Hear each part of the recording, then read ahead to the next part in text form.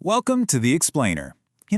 Have you ever wondered why some people just click with everyone, while others, well, they just seem to struggle? Today, we're going to dive into a classic guide that says it has the answer, and believe me, it could totally change how you connect with pretty much everyone you meet. Yep, we're talking about Les Giblin's The Art of Dealing with People. And look, this book is an absolute powerhouse. It's packed with wisdom that feels, just as mind-blowing today as it must have been decades ago. All right, let's just get right into it. What if I told you there's one single skill, just one, that underpins almost all of your success and happiness in life? And no, it's not your technical know-how or how smart you are. It's something way, way more fundamental. Okay, check this out. Giblin points to research that shows something just staggering. 85%. That's right, 85% of your success at work. Doesn't matter if you're a doctor, an engineer, a software developer, whatever. It doesn't come from what you know. It comes from how well you can deal with other people. And on the flip side of that coin, get this. The book says a massive 90% of all failures in life are because we can't do this one thing well. Just think about that for a second. Most of our struggles aren't about our abilities. They're about how we interact with each other. So, what is this magic skill, right? Well, let me tell you, it's not about learning some clever tricks or, psychological gimmicks. Nope. It's all about understanding one single, powerful force that drives every single person you'll ever meet. And that force is the human ego. But wait, probably not in the way you're thinking. I know, we hear ego and we immediately think of arrogance, right? But Giblin, he gives us a totally different and way more useful way to look at it. He completely flips the script. Giblin says the ego isn't a bad thing at all. In fact, it's the very core of our human dignity. It's that deep down desire we all have to feel important, to feel like we, amount to something. It's literally the engine of our ambition. There was this editor, Edward Boak, who put it perfectly. He called this drive a divine spark. I love that. It's that little spark that pushes us to build things, to create, to do amazing stuff. So this isn't something we should try to get rid of. It's something we need to understand. And here's where it gets really fascinating. This one single thing, the state of our ego, it creates two totally different kinds of people. You have someone with a starved ego, and they become critical, defensive, and just mean. But then you have someone whose ego is fed, and they're generous, secure, and a breeze to be around. Now, to really make this whole idea click, Giblin uses this brilliant analogy.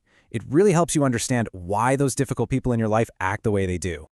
Okay, so he compares this ego hunger to actual physical hunger, right? Think about it. When someone is starving for food, all they can think about is their stomach. It's the same thing with the ego. A person who is ego hungry is just completely consumed by their own need to feel important.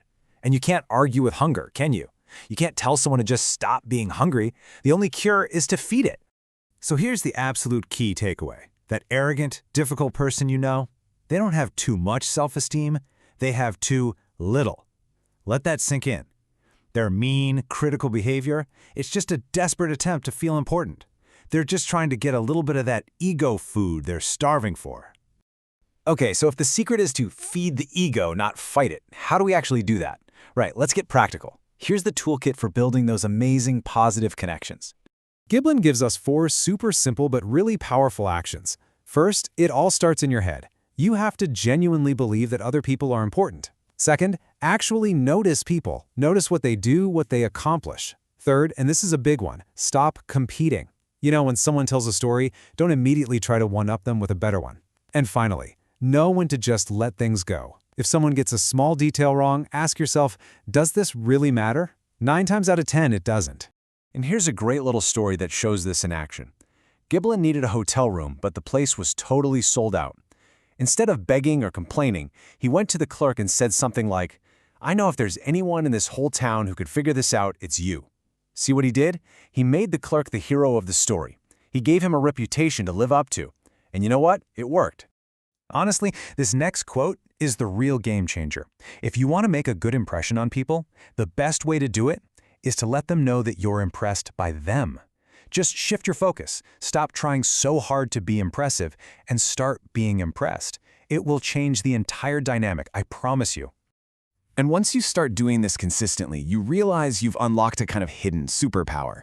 Seriously, you gain this incredible ability to set the tone and pretty much guide the outcome of any interaction, all because you understand this one core idea. It's because people are like mirrors. They just reflect back whatever you're putting out there. Think about it. You smile at someone, they usually smile back. It's the same principle. When you treat people as if they're important, when you show them respect, they act cooperatively. You're setting the stage for a positive interaction. And that really is the ultimate lesson here.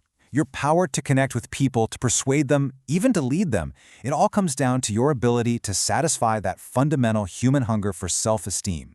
It's so simple. When you have the power to help other people like themselves better, they just can't help but like you better too. So as you go about the rest of your day, just keep this one simple question in your mind. Who will you make feel important today? It's such a small shift in your focus, but as Les Giblin taught us, the answer to that question, it really could change everything.